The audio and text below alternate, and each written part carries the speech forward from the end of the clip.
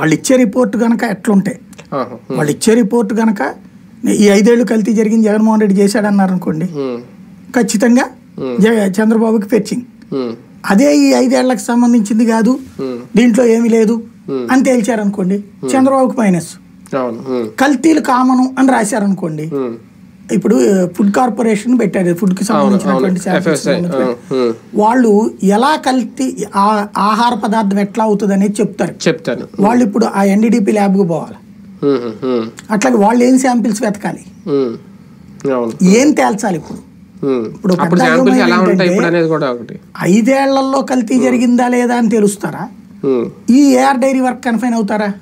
అదే కదా. NDDP lab కి కన్ఫర్మ్ అవుతారా? ఇదో పెద్ద అయోమయం.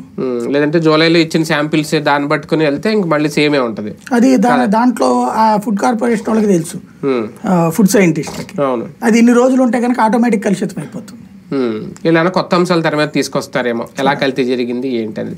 ఇక రెండో అంశం, ఈ వారంలో వరద బాధితులకు సంబంధించి వాళ్ళకి పరిహారం అందించే విషయంలో రాష్ట్ర ప్రభుత్వం లోపాలు ఏమైనా బయటకు వచ్చినాయి అనుకోవాలి, అందరికీ పూర్తిగా అందకపోవడం. వాస్తవంగా అయితే గనక చరిత్రలోనే ఎవరు ఇవ్వనంత పరిహారం ఇచ్చిన మాట వాస్తవం. ఆ విషయంలో అభినందించాలి. కానీ ఇచ్చిన మాట, ప్రకటించిన మాట ఏది ప్రకటించింది, చరిత్రలో ఎవరికి ఇవ్వలేనంత పరిహారం ప్రకటించారు. అంటే చాలా మంది అందలేదని ఇప్పుడు రోడ్డు ఎక్కడ అనేది అమౌంట్ పరంగా